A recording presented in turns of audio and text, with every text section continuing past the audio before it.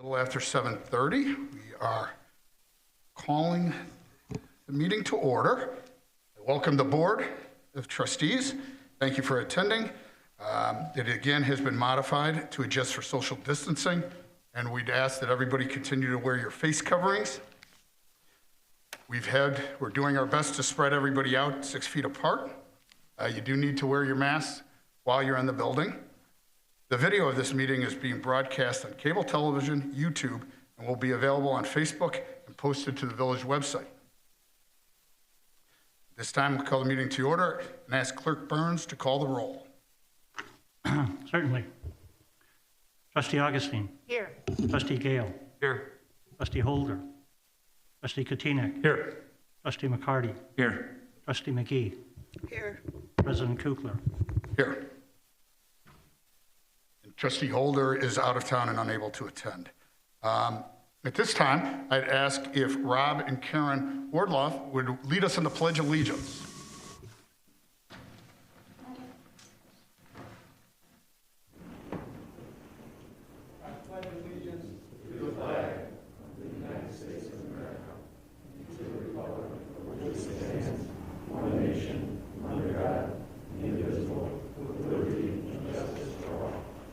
Thank you.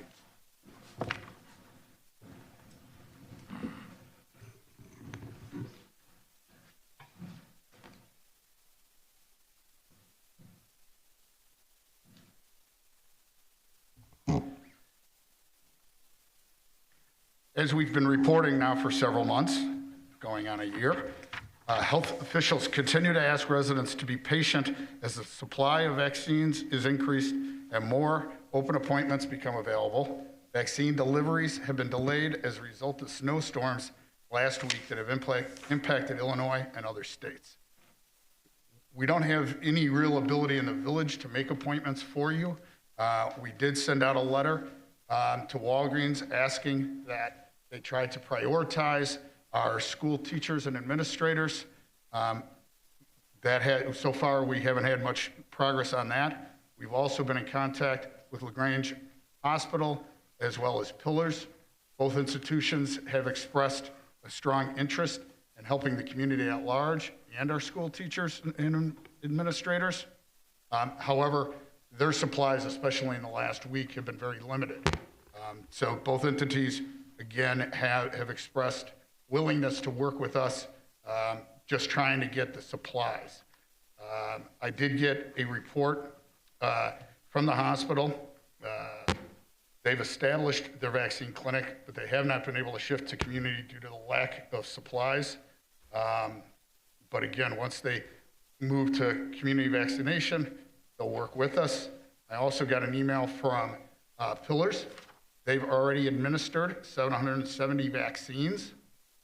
190 of those have been second doses. They're waiting on supplies, and they plan to use most of those for second doses. After that, again, they'll go back to first doses and the community, which is their focus. So I appreciate their efforts. I'd also like to give my appreciation to Ryan Gillingham and his crew. We all know how much snow came down. They were working literally day and night and did a fantastic job. We appreciate it. We got a lot of residents that commented on how appreciative they are, and we always, and the guys and the people really like to receive those thank yous, so it's appreciated. Restaurant Week is going on. The LGBA has been very busy. The restaurants have been doing their best to make this week special. The Restaurant Week will go from February 19th and last until Sunday, February 28th. Participating restaurants will feature specially priced menus for both lunch and dinner. For more information, please go to the LGBA website, www.lgba.com. The LGBA is also doing a community raffle. It's organized to raise relief funds for the Grange businesses that have been impacted by the pandemic. Individuals can purchase $10 raffle tickets through March 14th, and we're raffling off 3 prize baskets, each filled with $3,000 in gift cards that have been provided by participating restaurants, retailers, and wellness businesses. Proceeds from the ticket sales will be shared equally by the participating businesses. The 3 winners will be announced live on Facebook on March 16th at noon. Again, tickets can be purchased using a QR code on a flyer that's in a lot of the businesses or by visiting lgba.com or www.lgdelivers.com. With regard to stormwater management, the village and the MWRD have worked and have been working very hard, but to date we have been unable to enter into an intergovernmental agreement to further identify stormwater management project that would enable us to build a pipe down 50th Street. That's, or a north route pipe around the quarry to a reservoir. As a result, the settlement agreement that was tentatively entered with the quarry expired at the end of 2020. The village and Hanson Quarry have been having another court hearing, or the next court hearing, in early March. And we'll have more information as soon as it becomes available. At this time, does the village manager have a report? Thank you, Mr. President. The final component of the budget development process will occur on Saturday, March 13th at 8 a.m. in the Village Hall. Face coverings and social distancing will be required. We invite everyone to attend, and comments are welcomed at any time via email at apeterson@lagrangeil.gov. The preliminary budget documents will be available at Village Hall and the library and posted along with the village manager's message on the village's website by Friday, March 5th. The regular village board meeting scheduled for April 12th, we will have a public hearing regarding the fiscal year 2021-22 village budget. And then on April 26th, the village board is scheduled to consider the fiscal year 21-22 village budget. This year's Spring Cleanup Day will be held the week of April 19th on the residents' regular collection day. The contract with the Flood Brothers requires a separate spring cleanup sticker. 2 are required at $3 each for participation. Spring cleanup stickers will be sold at the same locations as refuse and yard waste stickers, and residents will receive a postcard in the mail in early March. For more information regarding the village's refuse program, please visit the village's website. The last day to accept voter registration or transfers of registration for the April 6th, 2021 consolidated election is March 9th, 2021 by mail, and March 21st online. Early voting begins on March 22nd. For more information, please at www.cookcountyclerk.com. And finally, the village has received some complaints regarding mail deliveries being delayed, and the post office has reported that the mail system has been strained by the impact of COVID-19 on its workforce, online shopping during the pandemic, and the recent severe weather. Residents are asked to direct complaints regarding mail service or delivery problems related to the mail to Congresswoman Newman to advise her of the concerns. The village did reach out to Congresswoman Newman, and we will be posting information on our website, including a form that residents can fill out to alert the Congresswoman of the problems. Thank you. Thank you, Manager Peterson. And going back to the President's report, I have 2 enjoyable things to do. First is to ask the board to approve an appointment to the Environmental Quality Commission. At this time, I submit for appointment Akruti Leva for your approval. Ms. Leva resides at 38 North Edgewood, has indicated her willingness to serve as a member of the Environmental Quality Commission. She's very well qualified for this committee, and I would ask that we have a motion and a second. I'll make the motion for Ms. Leva to be approved under the EQC, effective immediately. Thank you. I second. Thank you, trustees. I appreciate it. And Clerk Burns, if you could call for a voice vote, I believe. Certainly. Trustee McGee. Aye. Trustee McCarty. Aye. Trustee Katina. Aye. Trustee Gale. Aye. Trustee Augustine. Aye. Thank you, and that passes unanimously. At this time, it's my pleasure to introduce Watch Commander Robert Wardloff and ask that he be appointed to Deputy Chief vacancy due to the retirement of Dave Rolichek. Robert's a 20-year veteran of the LaGrange Police Department. He began his career with the village in January of 2001 after serving as a patrol officer in Louisiana. Prior to that, he served in the U.S. Navy. He has served as an investigator, a field training officer, a squad leader, a patrol sergeant, and an investigation supervisor. He also served as watch commander since December of 2019, and more recently as acting deputy chief. He has been a member of the South Suburban Major Crimes Task Force and Major Case Assistance Team. Robert has received many awards throughout his career, including numerous unit citations and several letters of commendation. Robert's scheduled to attend the Northwestern University's 10-week School of Police Staff and Command in 2021. It's a very thorough program. It involves long hours at Northwestern and then coming back where he'll be at the department but doing a lot of homework and things of that nature. So we appreciate his efforts. Robert currently holds a number of state certifications, including field training officer, lead homicide investigator, crime scene investigator, and truck enforcement officer. At this time, I'd like Robert, his wife Karen, anyone else that's with them to come forward so Clerk Burns could administer the oath of office.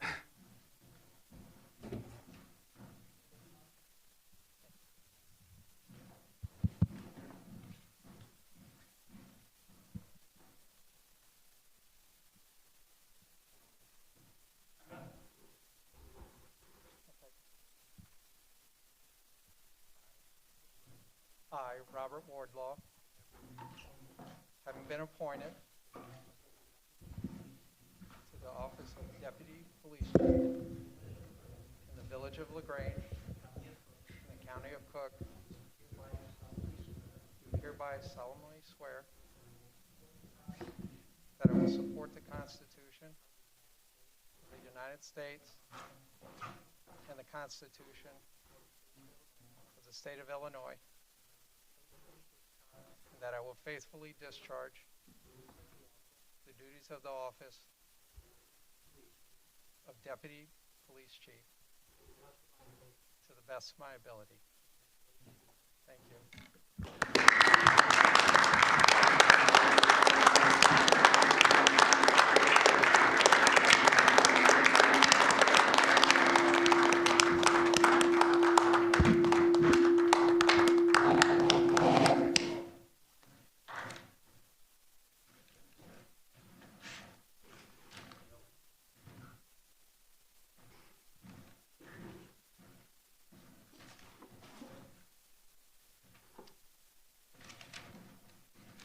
Rob, congratulations. Karen, thank you very much. We appreciate the sacrifice that the whole family makes when anyone serves our police department in LaGrange. So thank you very, very much.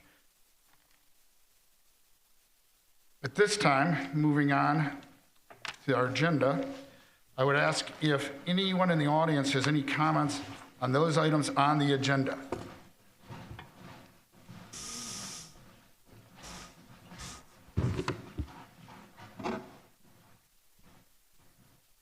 Seeing none, Village Manager Peterson, do you have any comments submitted in advance? Yes, Mr. President. A comment was received by Daniel Hernandez, Painters District Council number 14. Seven Brothers is an out-of-state contractor. If the rate of pay, prevailing wage is the same and material cost is roughly the same, How can they be $16,000 cheaper than the lowest bid by an Illinois company? It should cost them more to do this work because they have to pay their workers room and board. Our contractors hire local workers, and that tax money stays in Illinois. Either you, as the customer, the residents of your town, or the employees of this company will get cheated. Your responsibility to your taxpayers is to give them the best possible for the least amount correct, but isn't also your responsibility to do what is right for your residents. And if that means paying the proper amount for that work to help keep local businesses going that pay local taxes and employ Illinois-trained residents, some who live right here in yours or surrounding townships, isn't that the right thing to do? Jetco is a local union company who strives for the safety of the public and their employees. They are all well-trained by a government-acknowledged apprenticeship program, studying in all aspects of this type of job, including lead safety, fall protection, scaffold user, erector, OSHA 30, and many others. I urge you to please reconsider giving this job to Seven Brothers. Please use local companies to protect our local economy in these trying times. Thank you. And that letter was a response to what's on our consent agenda 5B. And I know that Trustee Gale is going to take that off the consent agenda, so we'll have an opportunity to discuss that more if any trustees choose.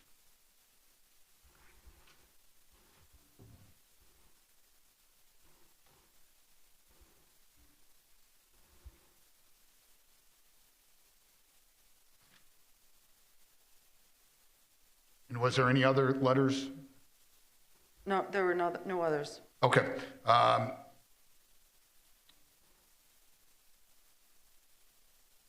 At this time, I would ask if there is a motion and a second on the consent agenda.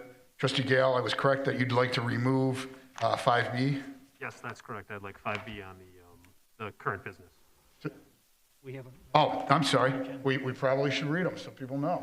I'd ask that Clerk Burns read the consent agenda. My pleasure. Matters on the consent agenda will be considered by a single motion and vote because they have already been considered fully by the board at a previous meeting or have been determined to be of a routine nature. Any member of the Board of Trustees may request that an item be moved from the consent agenda to current business for separate consideration. And there are several items. Item A, fiscal year 2021-22 Street Improvement Program, Engineering Task Order, Preliminary Engineering Services Agreement for motor fuel tax funds, and resolution for improvement under the Illinois Highway Code. Item B, which will be moved to the current business, the contract for painting of the water tower. Item C, agreement consulting attorney services.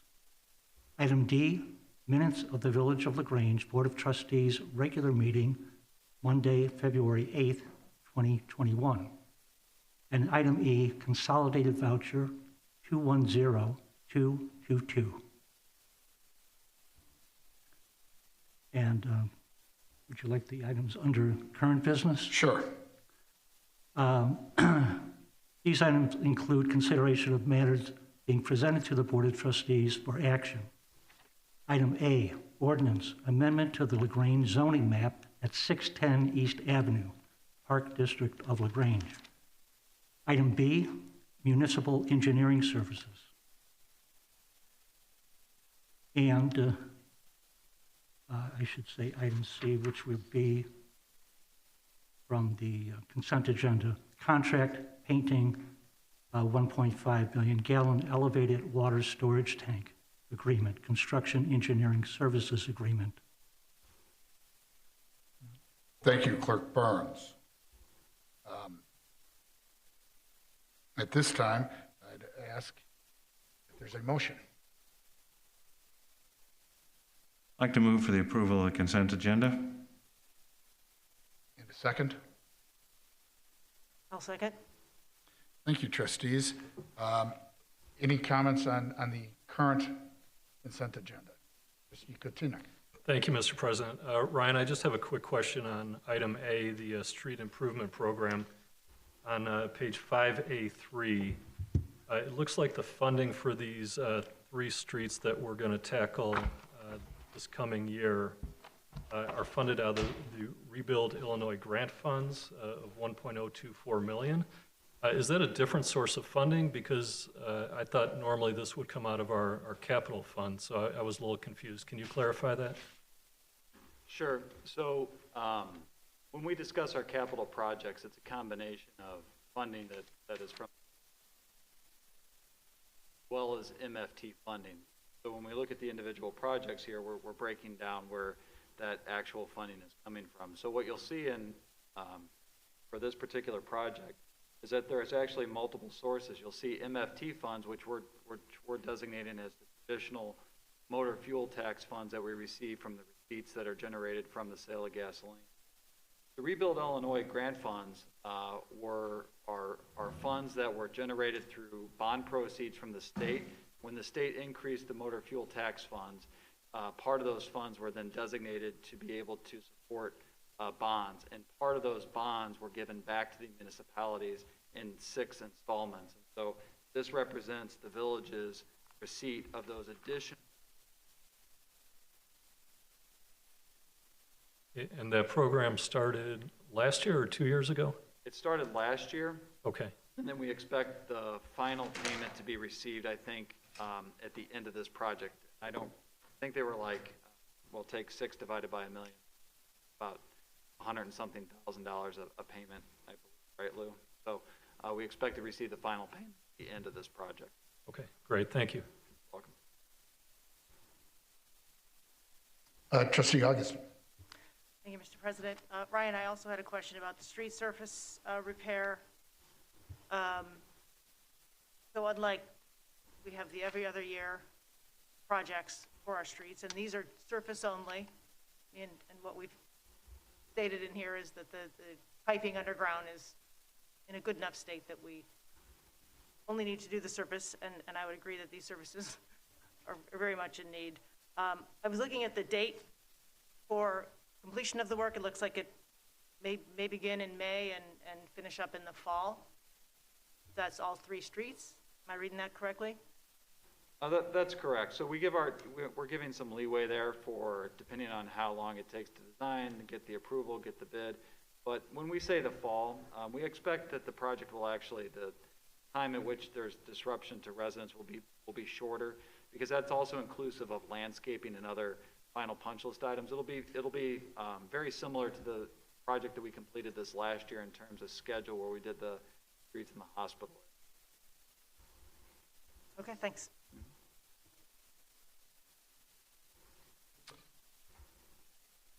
Seeing no other comments, if we could have a roll call vote. Trustee Gale. Aye. Trustee Katina. Aye. Trustee McGee. Aye. Trustee Augustine. Aye. Trustee McCarty. Aye. And for the record, Beth, did you state your thing on the legal fees and the Yes, consent? yes. And as previously stated, I recuse myself from voting agenda items related to our village prosecutor. Thank you. Thank you. And the consent agenda passes unanimously. Okay, at this time, we are moving to the current business. Why don't we start with the water tower, which would be 5B, and I would ask Lou or Trustee Gale to introduce that. Thank you, Mr. President. Happy to do so. I'll just go off of what's in our packet. So Grange receives water from Lake Michigan from the city of Chicago, purchased from the village of McCook. Our distribution system includes water mains, pumps, valves, hydrants, and water towers. Our pumps distribute the water into a water distribution network of 59 miles of water main, ranging in sizes from 4 inches to 16 inches in diameter. The village's main pumping station includes 5 pumps and a 20 million gallon reservoir. Additionally, there's a 20 million gallon standpipe with an emergency pump system located on Burke's Court, and a 1.5 million gallon storage tank located on Tilden Avenue next to Gordon Park. The elevated storage tank located on Tilden Avenue was built in November 1994. The tank is approximately 30 years old and requires additional cleaning and maintenance. Specifically, metal surfaces of the interior and exterior surface of the water tower are beginning to rust. A formal inspection of the tank was completed in May 2019, and it was recommended that the interior and exterior of the tank be repainted. The tank was last painted in 2000. In October 2020, an agreement with Baxter and Woodman was executed to complete the detailed engineering plans and specifications for the repairs. Project plans were completed in January of 2021. General scope of the work includes repainting the interior and exterior metal surfaces of the 1.5 million gallon elevated water storage tank, including surface prep, collection and disposal of surface preparation debris, painting, and other miscellaneous items. In order to paint the water tower, it must be taken out of service. This means that the work must be done in the spring or fall to avoid high demand periods during the summer as much as possible. In order to obtain the best pricing for the water tower painting, the village's consultant recommended that the village bid the project during the winter as contractors are lining up their work for the upcoming season. On January 13th, 2021, the village advertised that bids would be received for the 1.5 million gallon storage tank repainting project. For exterior painting, bidders were asked to provide a cost for the following two options. Alternate one, enclosed tank to prevent dispersal of paint, full power wash and spot power cool clean and repaint surfaces. The estimated life expectancy is between 15 to 20 years of this alternate. The paint system provides higher initial gloss and longer color and gloss retention than two. Alternate two is a full power wash and spot hand or power tool clean and repaint surfaces. The estimated life expectancy of 10 plus years for this alternate. This is a dry fall paint system and does not require containment. A total of 19 firms picked up the bid documents. The bid opening was held on February 3rd with the following results that are in our packet. The low bid for alternative one was submitted by Seven Brothers Painting in the amount of $567,800. The low bid is lower than the engineer's opinion of probable cost to complete the work, which was estimated at a little over $1 million. In the attached analysis from Baxter Woodman, which is also in our packet and I won't dive into, they find the low bidder, Seven Brothers Painting, to be the lowest responsible and responsive bidder and technically capable of performing the work as specified. The staff concurs with Baxter and Woodman's assessment and recommends awarding the contract to Seven Brothers. Staff recommends awarding the contract to this firm in the amount that they bid, based on their low bid, because it's significantly less than the engineer, based on the low bid being significantly less than the engineer's opinion of probability cost and the additional 5 to 10 years of life expectancy. If approved, work is expected to begin in the spring of 2021 and be completed by the end of June. Summary of the anticipated expenses and funding sources are also available in our packet.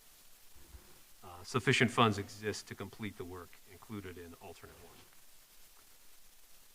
Also attached for our consideration with this same presentation is a proposal for Baxter and Woodman for their construction engineering service. Staff recommends Baxter and Woodman perform the construction management for this project based on their knowledge of the project and experience in this sector. Baxter and Woodman proposes to complete all construction inspections for an amount not to exceed $43,570. If approved, a task order with Baxter and Woodman will be executed for this work. That document is attached in our package. In follow-up to the capital projects meeting on February 8th, 2021, the cost to paint the village logo or name on the water tower is estimated to be between $10,000 to $20,000. The village is working with the recommended contractor to get a formal proposal for it. Once the proposal is received, the village board will need to provide guidance to staff on the details of the work. Several questions have been raised regarding the applicability of certain state laws and proposed products to be used for this project. Specifically, the state law called the Employment of Illinois Workers on Public Works Act does not apply to the water tower painting project because the village is not using state funds or funds administered by the state.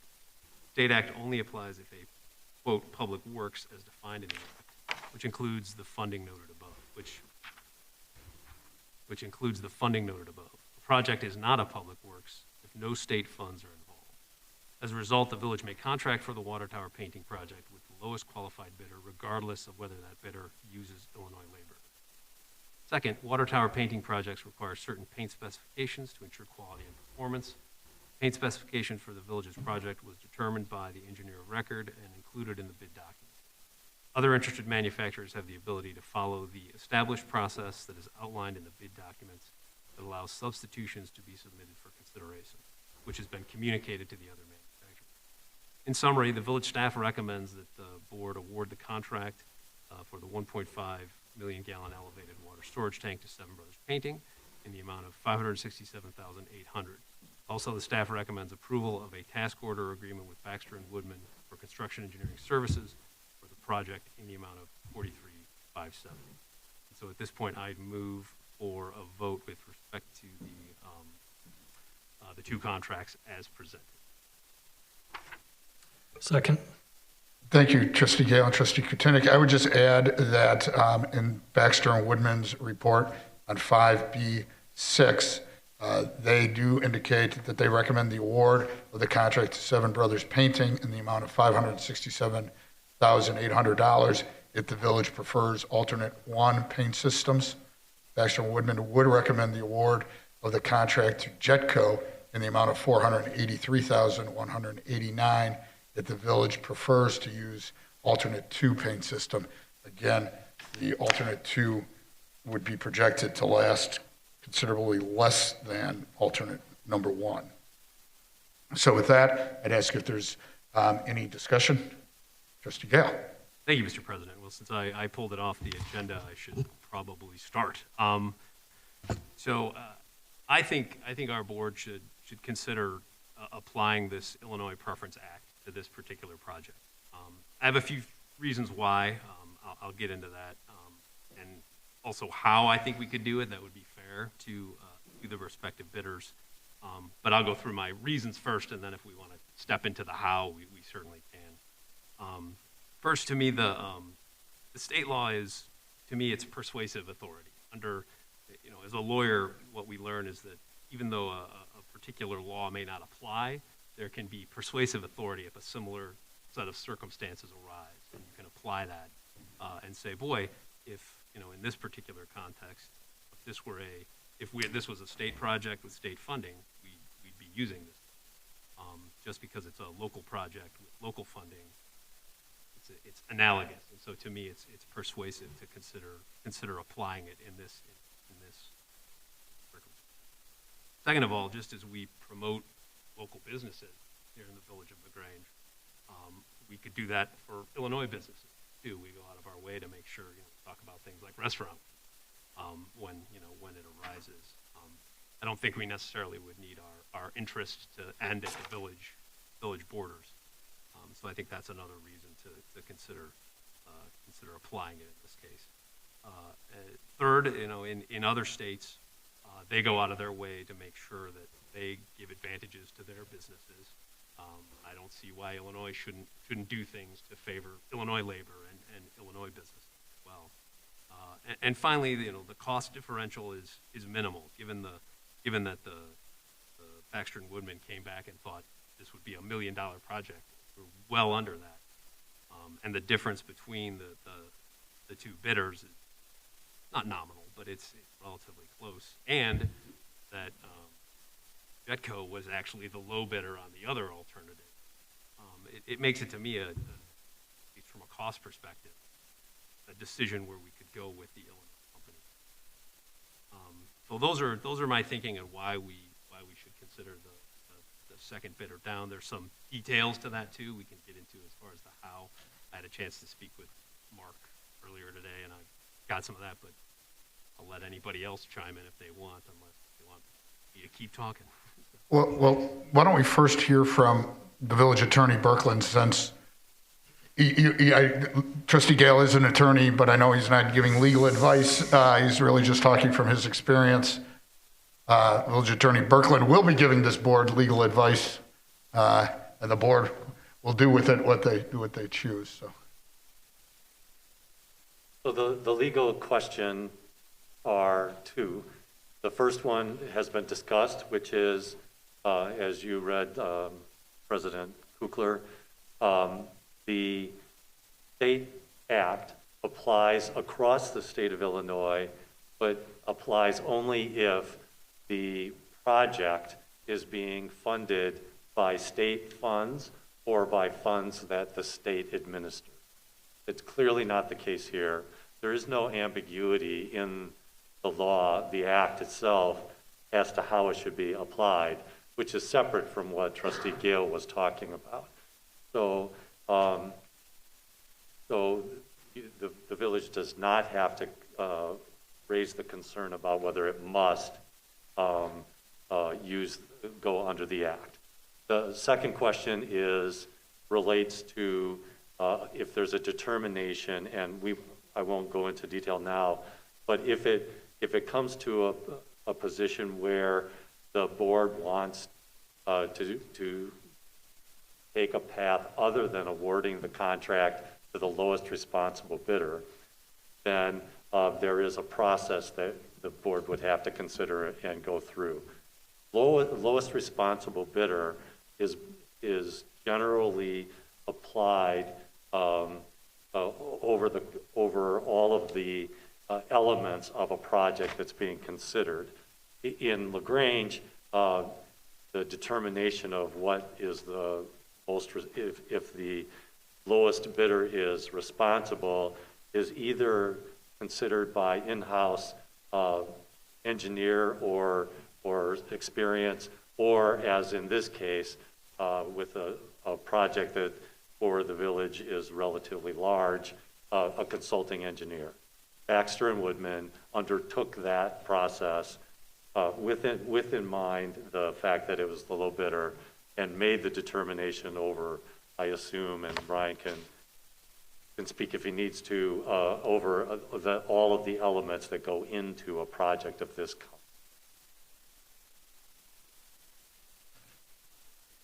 And I can tell you, I'm confused as to what you just said at the end.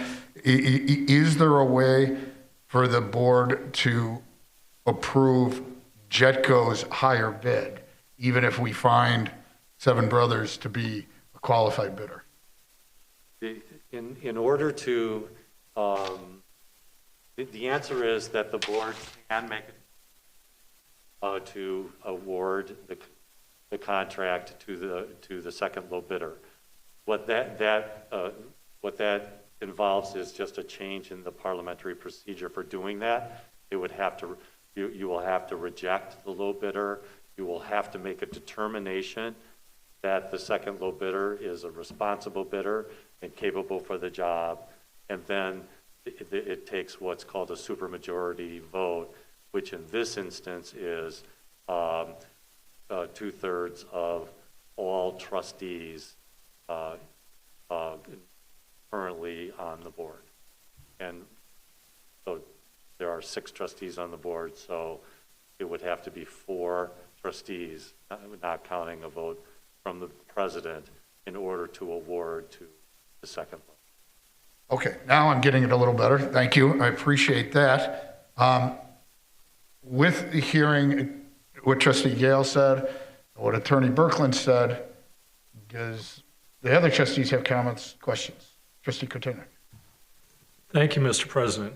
I guess just before we have a discussion and debate on this, as I assume we will, can I say it's safe to say that the trustees would all lean towards alternative number 1, maximizing the spend on this project for 10 more years of work? Is that a safe assumption? That's a good idea. If we can just get a nod of our heads on that, is everybody comfortable with alternative 1 versus 2? I think we're there. Right, so I think that narrows our decisions. And then for the record, Seven Brothers is an out-of-state, whereas Jetco is an in-state provider. Is that correct? That's correct. Okay. So Trustee Gale, I'm just going to play devil's advocate. I hear your points, but I'd like you to answer this. As a resident and taxpayer of LaGrange, how do you justify, assuming that the Baxter-Woodman recommendation is accurate, which they've advised us on many projects, how do you answer to your neighbor on spending $25,000 more on a project that's been vetted by our construction expert? Right, I think I'd try two different acts or explanations. One would be that we're trying to support and boost Illinois businesses and Illinois employees and the labor that gets generated from it. One of the issues the state of Illinois faces, we're fortunate in LaGrange, we don't face the exodus of people, but we've seen, declines in our population. And I think we want to do things to boost business, boost employment in the state. And when that's contrasted with the nominal increase, I think the benefits outweigh that additional cost. I think I had a second one while I was going there and I lost it. But I think. Well, let me stop you there Yeah. then for a second. In your opinion, does this set precedent for future decisions? Because we have precedent already, so does this change how we look at every award of contract going forward? I think that is part of, that was what I wanted to get into with respect to the how. I think that's one of the things we should discuss here as well, because I think that's something we would want to make sure it's fair, that bidders understand that in circumstances where there's high unemployment, like in this scenario, which is when this law applies, we would consider that law as part of our decision-making process. And then on that as well, the getting into the how, I started thinking in my mind, well, how fair would this be if we did something like this, now, right? The bidders have come in, they've presumed just low bidder, I'm going to win, right? Started thinking there's a variety of ways to think about it. One is that, as I understand it, the municipal code allows us this discretion. I mean, this is baked in no matter what. So, we can just make this decision now if we want to and say, look, this has always been part of the deal. This is why we have this debate and a vote. It's not a 100%, if you're the low bidder, for sure you're going to get it.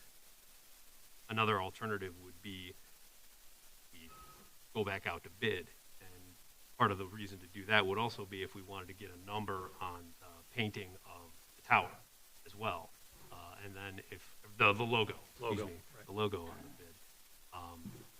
And then third would be that we already considered that additional cost. Going back to your original point, we're thinking about spending that delta already on the logo on the tower. So that's something to think about. So those kind of two things, though, going back to the how, those kind of two things are how if we so choose. Okay, thank you, trustee. Mr. President, I'll open up for further questions or comments at this time. Any other, Trustee McCarty? I've got a few questions. Probably, Ryan, you're the one to answer this. Is the contract a prevailing wage contract? Yes. And so the prevailing wage is determined at Illinois rates at our market? I noticed that of the 6 top bidders listed, 3 are out of state, some significantly, one from Shelbyville, Tennessee. So are we assuming that because they're from Tennessee or from Michigan that they are bringing workers from Tennessee or Michigan? Or do we know? Or are those simply business addresses? Those generally would be decisions made by each individual contractor. I would suspect that it varies by contractor. So go ahead. Go ahead. I was going to say, we also have in attendance tonight a representative from the low bidder, and if you would like to ask him that question, I'm sure he could, regarding his particular list, if you're interested. Well, let me go through the other questions. Similarly, the ones who are domiciled in Illinois, we don't know that they're not hiring workers from Indiana or from Wisconsin either. That's correct. We do not check where the employees are from. And a quick question: if we were to go to the state rule, would the people have to certify that their workers are from in Illinois, just like they do with the Prevailing Wage Act? I did not research that question, but I would say the answer is yes, that it would be 40% of the laborers from that company that would be awarded need to be domiciled in the state. 40%. If you look at the statute specifically, but I have not Okay. researched that issue. So assuming that 40% is right, what's the size of a crew here for something like this? 4. 4 people? So we're talking about a person and a half. Okay. It's an interesting discussion, and I'm really happy to have it. I'm glad to hear it. I really liked your questions. I really like the idea. I really support the concepts. And I would like to think we should consider that in our bidding. I'm not sure I support it in this particular case, given the circumstances and the timing. Any other trustee comments or questions? Trustee Augustine. Thank you, Mr. President. Yeah, similar to Dave, Lou, thanks for bringing that up. It is an important point. In LaGrange, we're doing our best to support our local businesses with our personal pocketbooks. This being a bit different, going to Trustee Kutinek's point, we are using tax money. You know, my concern is in general for our budget overall. That's a big part of it, but it also is doing the right thing. But in this case, I feel budget-wise, we've gone through this process, and I think we're making the right decision with the low bid, given everything that I've heard so far. Furthermore, the idea of putting the logo of some sort or the village name on the tower is a fantastic idea. However, again, going back to budgetary concerns, I would think at this point we wouldn't do that. I think that $10,000 to $20,000 saved right now is important. We'll be going into our budget meetings in March. Maybe we can discuss it more there, but I would be for conserving pennies where we can at this point. And, you know, possibly I hear something else going forward, but where my mind is at this point. Just to be clear, we're not going to decide the logo issue today. Staff is going to get a quote and be able to present that to the board, and then the board can make a decision on whether or not to go forward with the logo once we have a better idea of the price. So that won't be decided today, but I appreciate your feedback. Any other questions? Trustee Kutinek. Thank you, Mr. President. If I may direct a question, I believe Ryan said a representative from Seven Brothers is present. That's my understanding, yes. Is that okay to? Sure. If we could have the representative come up to the microphone, introduce yourself by saying your name and who you work for.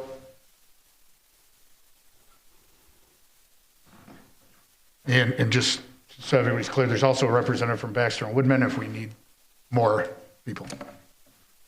Good evening, Mr. President, distinguished board members, and I guess here. My name is Vladimir Vushai. I'm with Seven Brothers Painting. I'm the operations manager for the company, and I appreciate you guys' time and invitation and opportunity to address any concerns you may have about awarding this project and moving forward with the work.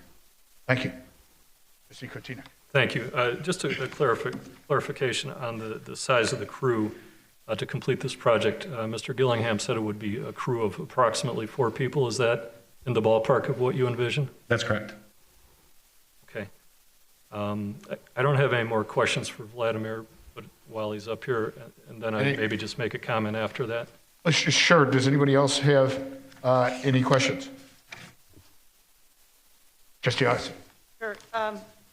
You know, it sounds like you've been through the process and have answered all of our requirements, including, and I would assume, every Illinois state requirement for this type of project. Yes, ma'am. Correct? Do you have, is this, I'm sorry, is this an area of expertise for your company?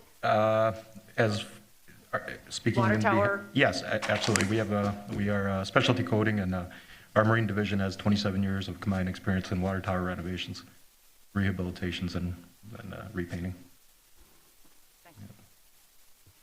Now, I don't presume to get involved in your budgetary concerns. We are painters, so you guys are doing an incredibly deliberative and excellent job. I do take one exception. We are an out-of-state company. Now, when we discuss hiring out-of-state companies in, well, in whatever state we may work, we do contribute in tax dollars. I have here, and I have enough copies for everyone if they'd like. For 2019 fiscal tax year, we contributed $26,175 to the state general fund in revenue, general revenue, for our sales here and our work that we've done in the state of Illinois. So I do take exception with the assertion that we don't contribute to the local economies. We do, and oddly enough, we don't drain on the local economies. So I don't feel that that's a correct assertion of our expertise. Additionally, somebody indicated that 3 of the 6 bidders are out-of-state firms. If you were to subscribe to the current legislative initiatives that are in place, you would be restricted to 4 companies in the state of Illinois. Somebody mentioned earlier that you have, 59 miles of water distribution networks, which I presume requires extensive maintenance over capital improvement plans and whatnot. You would be limiting yourself to 4 companies only.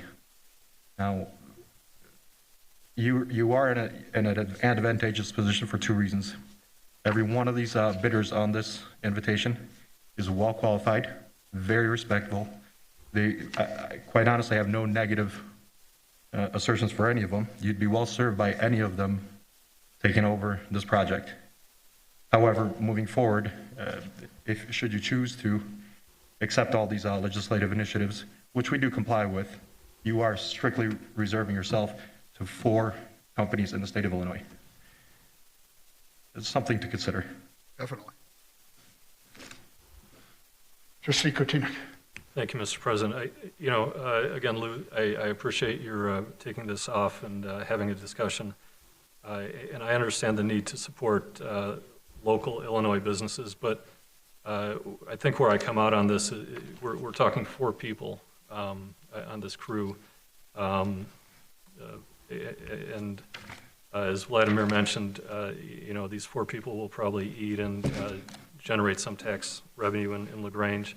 But for the savings that we would get for the village, I will support Baxter Woodman's recommendation for alternative number 1.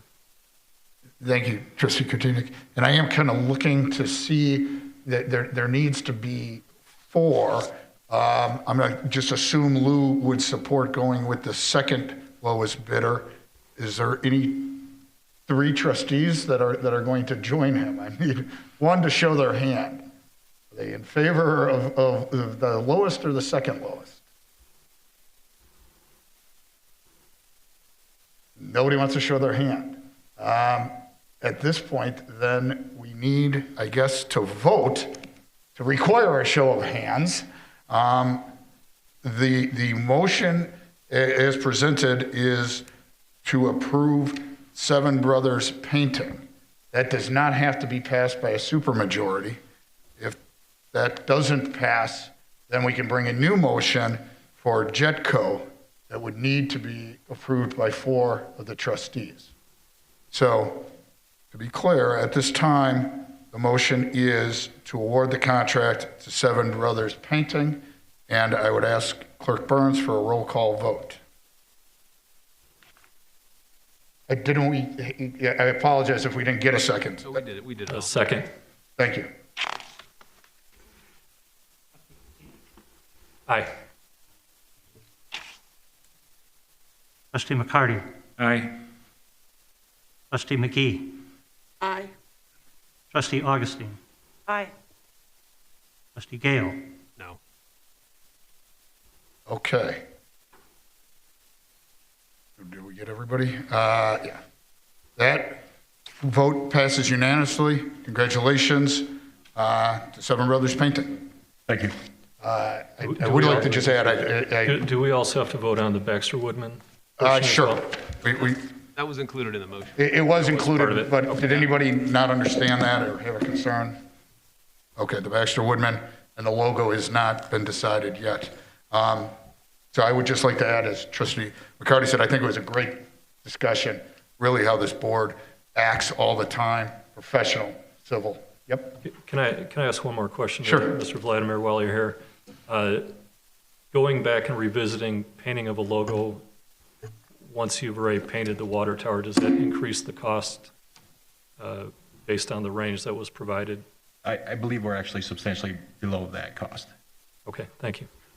Now, I think the question would be, if we were to decide to do it is there cost savings to decide to do it while this whole thing's being done versus a year from now? Yes, there are obviously cost savings to do it while the work is complete and while staging, mobilization, and other considered costs would come into play following year.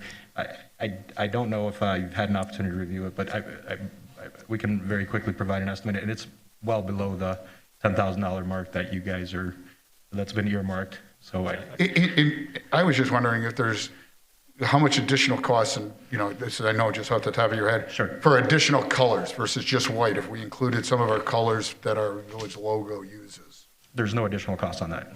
Okay, thank you. I guess I would just recommend we make this decision before the next meeting to maximize any cost savings or leverage that we have on a logo if we do decide to go that direction. Thank you. There's no additional questions. Thank you again for the invitation. We look forward to working with you. Thank you very much.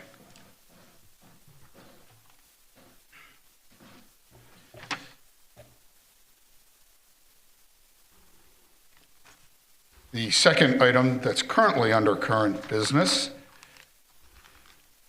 is the ordinance for the amendment to the Grange zoning map regarding the Park District property, and I would refer that to Trustee August. Thank you, President Kukler. We'll be discussing the property that is just south of the Park District Recreation Center. That's where what most of us think about when we go to that building. It also has the offices, headquarters of our Park District staff. Park District of LaGrange is the owner of the property at 610 East Avenue. The Park District is requesting an amendment to the LaGrange zoning map to reclassify the subject property from the I-1 Light Industrial District to the IB Institutional Buildings District. The Park District intends to use the subject property as additional parking for their existing adjacent recreational facility. On December 8, 2020, the Plan Commission held a public hearing on the matter, and at the hearing, the Park District provided information on the proposed zoning map amendment and presented a concept plan for the proposed parking lot. No members of the public spoke regarding this application. Plan Commission found that the proposed zoning map amendment was consistent with the purposes of the zoning code, the IB district and comprehensive plan. The Plan Commission found that the proposed rezoning will not negatively impact the surrounding property's use, enjoyment, or orderly development. The Plan Commission also found that the Park District programming and services at 536 East Avenue recreational facility dictate the parking demand, and therefore the proposed parking lot will not increase the traffic in the immediate area. Additionally, the Plan Commission found that if the concept plan is revised to reduce identified conflicts, adequate ingress-egress for the proposed parking lot could be provided. After hearing testimony and deliberating, the Plan Commission voted 7-0 to recommend the approval of the rezoning to the IB district with two conditions. Plan Commission recommended that if the Park District does not purchase and begin construction of the parking lot within a reasonable time period, or at some point in the future sells the subject property, then the zoning classification would automatically revert to the I-1 district. This is the same condition that was placed on the Park District's existing facility at the time of its rezoning.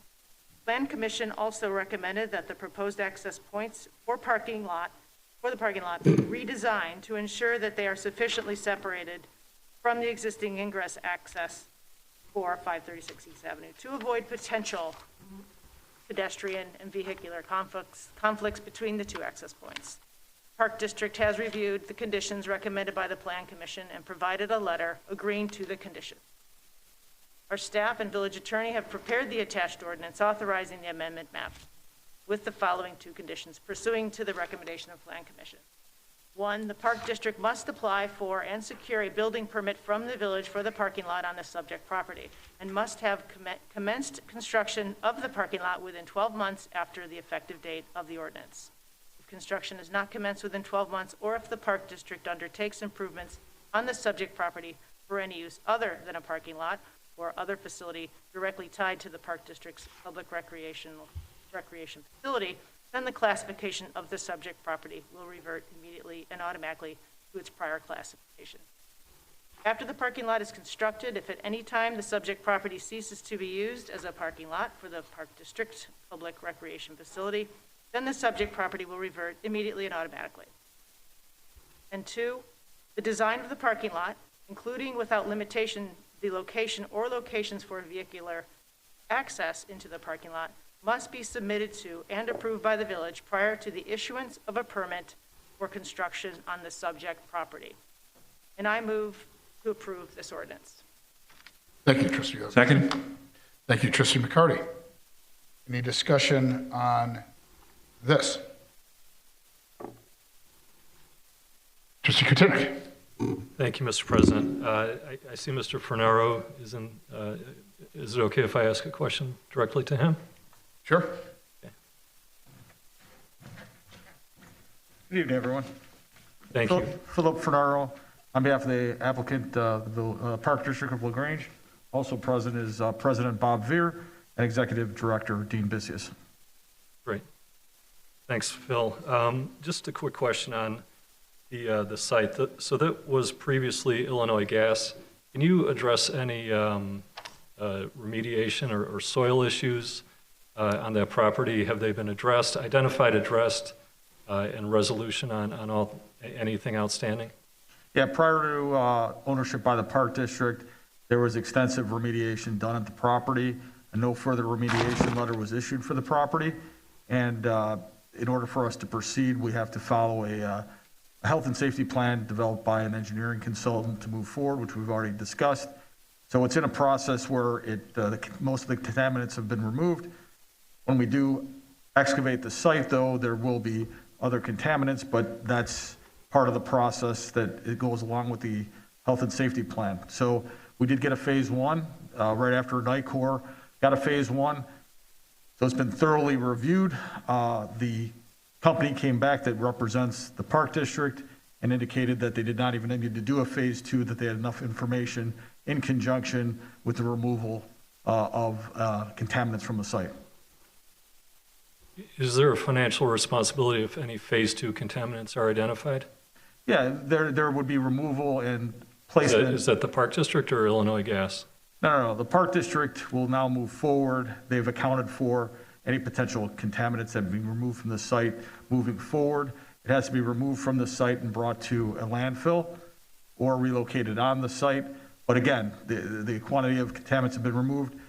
If they believe that, if the environmental consultant believed that there was some significant issue, they would have moved forward with a phase 2. But they felt comfortable with what was done. The NFR, the state of Illinois, agreed that they were comfortable with what was done, and that's why they issued the no further remediation letter. Okay, great, thank you. And we've done it. We've gone through this very, very significantly. The board was very conscious of it. We were in close contact. I've done a lot of real estate over the years. We did a lot of due diligence on this property. okay, thank you. And then second would just be a comment, I guess, to Bob and Dean. I think this is an excellent project and will benefit the Park District extremely well. Just as a family that has used that during youth basketball or activities, I always cringe when I see families with small children crossing East Avenue going east, going into Brookfield looking for parking, especially in the winter. So I think this will substantially enhance your operations and provide much needed safety to all your visitors. So congratulations on moving forward with this. Thank you. Thank you, Trustee Kutynek. Any other comments? Seeing, Trustee McCarty. Sorry about that. That's all right. Thank you, President Kukler. I think these questions are for Charity regarding the planning process. So it looks like it's about 150 parking spaces are adding? Roughly. Roughly. They're still in the design phases, the parking lot plan. So I'm not even sure in our zoning, is there a required minimum amount of parking for a health facility? Or is it, since it's a special use, it's whatever we want it to be? Sure. No, actually, when the Park District went through the zoning approval process for 530 6 East Avenue, the recreation facility, there was a text amendment done to the at the time that modified our parking regulation for indoor recreation facilities. So the way that the property was evaluated was based on the standard for indoor recreation for the actual active recreation space, the standard for office for the square footage that's used for the park district offices, and then as well as, I think it was the warehouse standard that was applied to some of their maintenance. So when the facility was approved, I don't know, 5, 8 years ago, it met the parking requirement. So this requirement is in excess of what's currently on the books for the zoning for that? So there were some changes that have been made to the building, inside the building, over time, since the property was initially acquired by the. So at the time that the project was approved by the village, it did meet the parking requirement, but they've actually since increased the area of indoor recreation. So that's probably modified some of the parking. I don't have Okay, I guess what I'm getting at, and maybe Phil, you know this, Sure. I also completely support what Trustee Kotinek had said. We've all been there on a Saturday and had to park, in downtown Brookfield. And so that's not my concern, but I'm wondering if we have any good understanding of how much parking we really need there. Has there been any studies that, do we know how much, or is it just as most as we could get? Wow.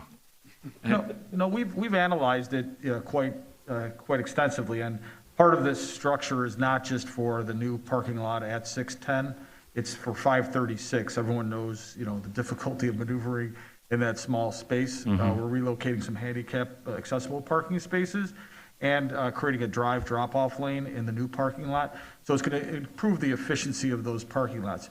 And our design, although it's flexible and we've got a lot of water detention over there too. So as a result of that, we have some flexibility, and we will definitely exceed any requirement of parking that would be necessitated by the current and future park district uses. So we're in good shape.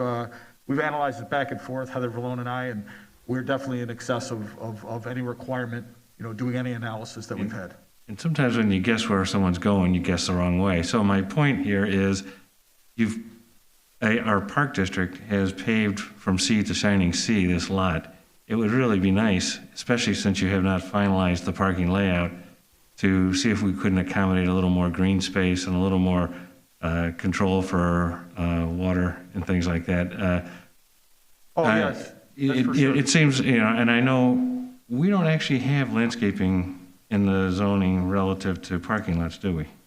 We do have a minimum buffer requirement. I believe it's 5 feet buffer requirement with some landscape material. It's not extensive detail on what the landscape material is required to be.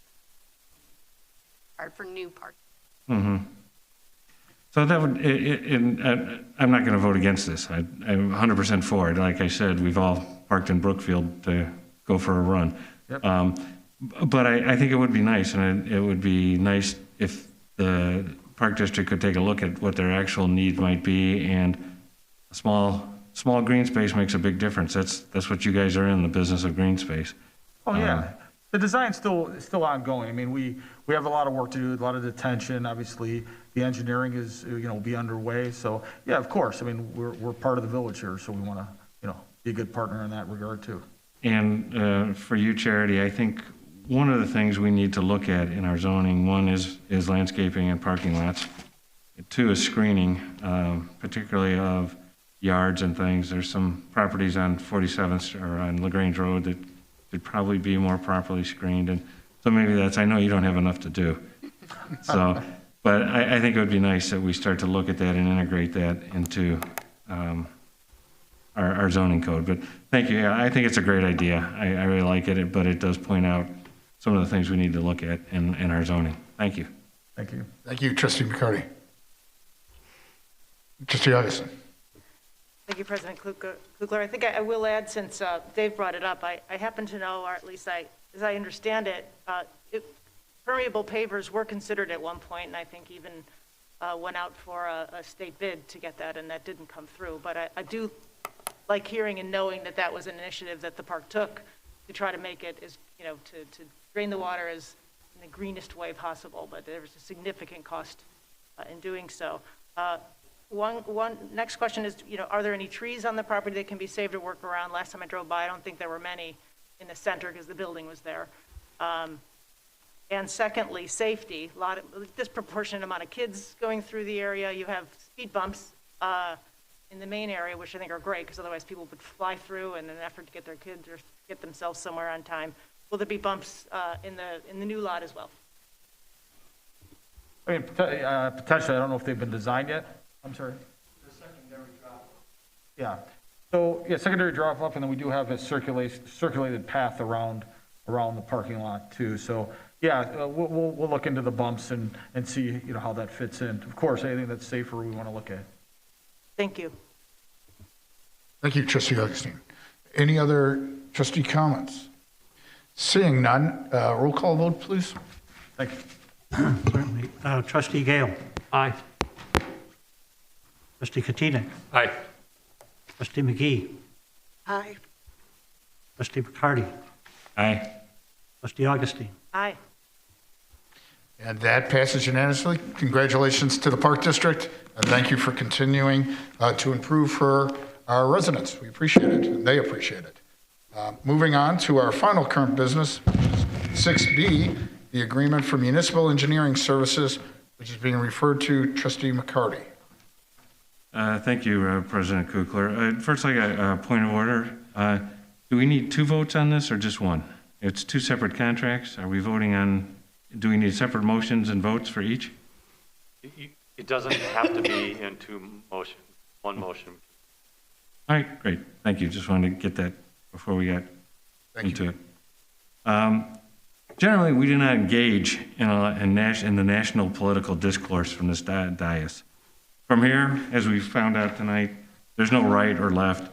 There are only people of LaGrange, and what is the best way to work together to provide for the common good, ensure domestic tranquility, and the peaceful pursuit of happiness. I'm sure you all recognize those words lifted from our historic national dialogue. But sometimes national events or discussions reflect to us with respect to scale and immediacy. And sometimes in that national polarized enmity, we lose the critical nature of the common good. If from that perspective we consider the current national lament regarding what makes America great, I would like to propose my own conspiracy theory.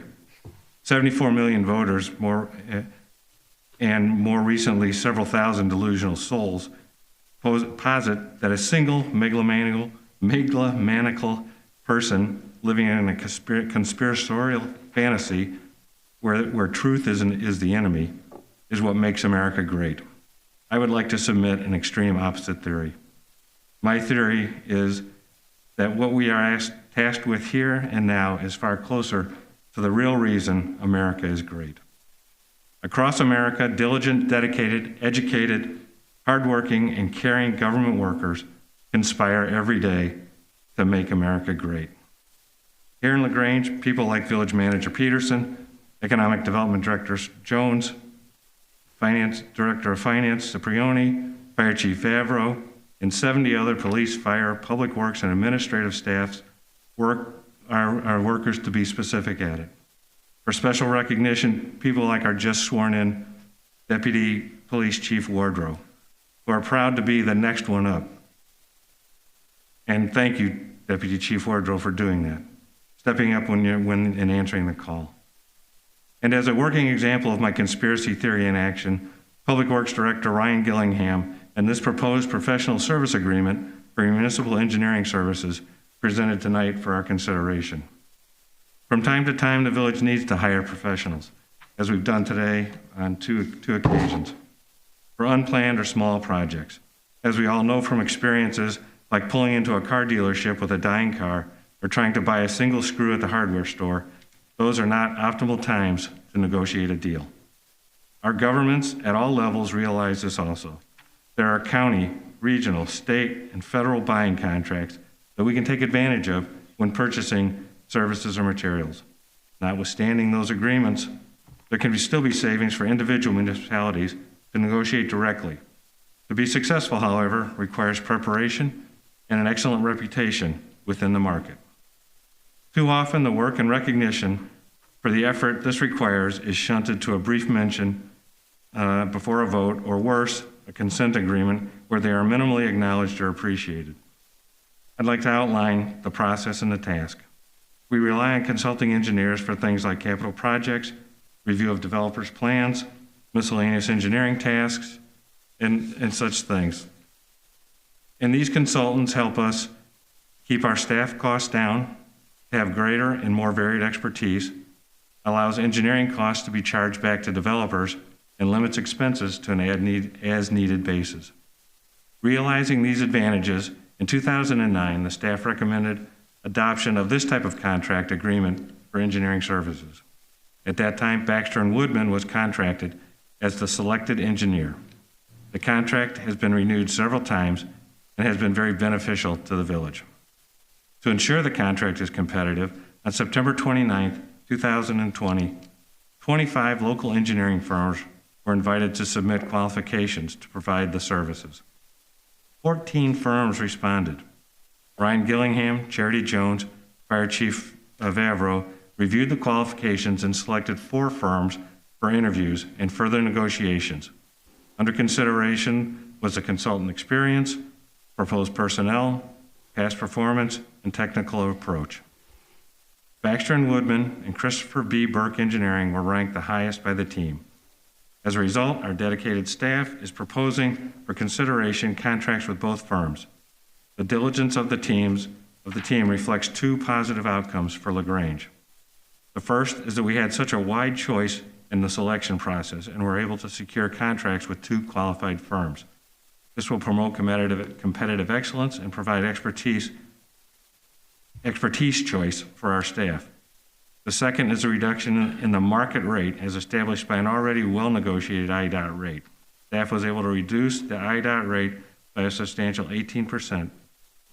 The team was able to do this because we are financially sound and pay our bills on time. We have qualified and professional staff that uses consultants wisely.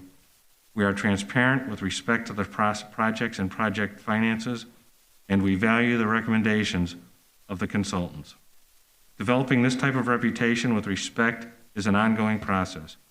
Our staff understands the importance and value of these traits represent. The staff has worked hard and continues to work hard in maintaining this professional and mutually beneficial relationship.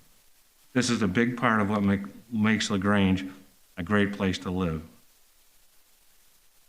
I would like to now propose, I'd like to make a motion, I'm sorry. With that, and a gratitude to our diligent, dedicated, hardworking staff, who are one of the key components that keep America and LaGrange great, I am pleased to move the acceptance of the new master contract agreements between LaGrange and Baxter & Woodman and Christopher B. Burke Engineering for professional engineering services. Second. Thank you, Trustee McCurdy and Trustee Kutinik. Very well said, Trustee McCurdy. You will be missed in your introductions in a few months, so thank you. We'll have to assign you a lot between now and May.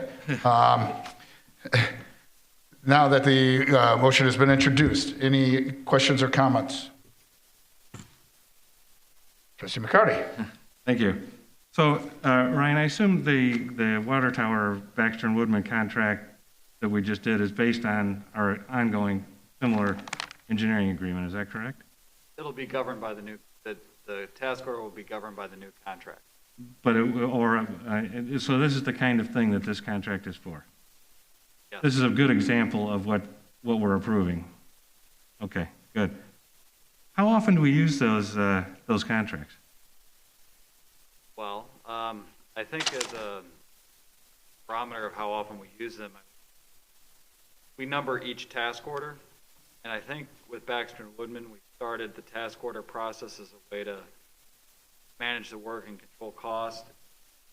2009, had 200 plus task orders since 2009. Okay, that's substantial. In this case, why 2 firms? Well, I think that there's a couple reasons. One, I think we want to have more firms become familiar with the village's standards and specifications, and familiar with how we do business. I think the other part is it gives us access, more personnel with varying experience. Okay. The 18% reduction from IDOT, can you explain how that works? Because I didn't quite see that as I read through the contracts. Sure. So if you want to, if you can flip to page 6B 24, you'll see example there, and I think that is action. You'll see that there are, as any good engineer, we have a formula for how we calculate reimbursement of expenses, and this is an IDOT formula that's copied out of the state's manual. Reimbursement is comprised of 4 components: direct labor, direct costs, overhead and fringe benefits, fixed fee. So the component I'd like to talk about first is the overhead and fringe.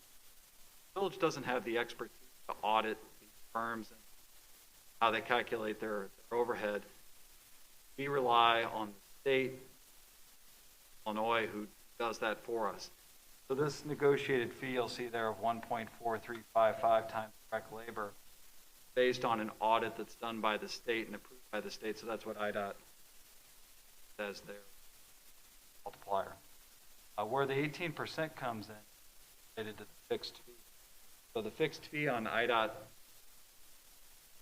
formula, 0.33 times direct labor. So as recognition of economies of scale that are being provided to the village and the work that the village is providing, both consultants have agreed to lower that 0.33 times direct labor for village projects, 0.27 direct labor. I think it's also worth noting that IDOT rates that are, we're just to use the regular IDOT formula, that's already a discount to their published hourly rates. So this is an additional discount to that formula. Great. Thank you very much. Thank you, Trustee McCarty. Any other trustee questions or comments? Seeing none, I'd ask for a roll call vote. Trustee Augustine. Aye. Trustee Gale. Aye. Trustee McGee. Aye. Trustee Katina. Aye. Trustee McCarty. Aye. And that passes unanimously. At this time, I'd ask the audience if there's any questions or comments for the board for matters not on tonight's agenda. Seeing none, I would ask Village Manager Peterson if there was any submitted. 2 comments were submitted, Mr. President. The first comment is from David Bryant, 40 South Ashland Avenue. LaGrange has supported moves to protect the environment and adjust to climate change. What future efforts will happen as residents switch from carbon-based fuels to electronic vehicles? Will new construction and teardowns of homes be licensed on the condition of solar-paneled roofing? Will future budgets include subsidies for blocks and individuals that agree to remove and replace lead water pipes? What efforts are made to encourage composting and recycling for the food purveyors in LaGrange? Will the village consider community aggregation as a way to buy energy, such as electricity from wind and solar farms based in Illinois? Given current issues such as the pandemic, revenue shortfalls, and competing budget demands, I do not expect concrete answers, yet the future will demand answers. The second comment is from Teresa Feister. She has inquired as to the status of the property located at 330 South East Avenue.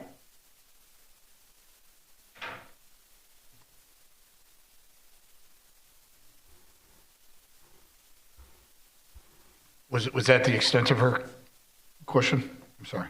Yes, it was. Okay.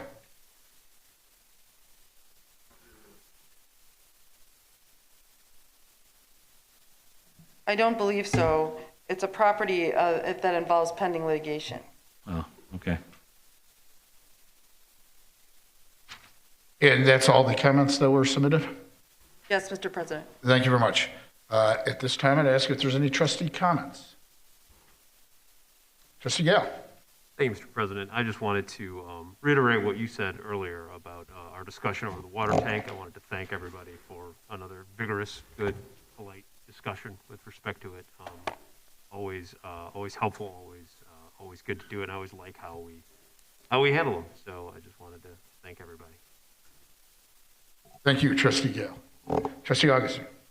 Thank you, President Kugler. I saw a post from our fire department and some neighboring community fire departments asking that we shovel the area on our parkways to free up access to our fire hydrants. Many of you, if you can just picture your front yard if you have one, or drive down a street and picture that.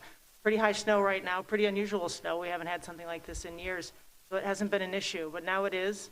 So if you're out there shoveling, or if you've got an able-bodied young person in your circle, have them get out there and shovel passageways to those fire hydrants so they can be seen and used quickly, and it could save lives. That's a simple thing to do. So now as you're on it and it's you're aware of it, you know, not a difficult thing to do, but it's something that I think none of us have really been thinking about until last few years. If there's anything else I'm missing, Chief? Just 3 feet around the hydrant, the key, to give us enough room to get the hose in. Thank you. Thank you. Thank you, Trustee Augustine. I don't believe it's going to snow anymore, but sure. No. Don't say that. Any other trustee comments? Seeing none, I would entertain a motion to adjourn. Make the motion to adjourn the meeting. Thank you, Trustee I'll Katina. second. Thank you, Trustee Augustine. All in favor, please say aye. Aye. Aye. Any opposed? Thank you, everybody. Thank you, all who attended.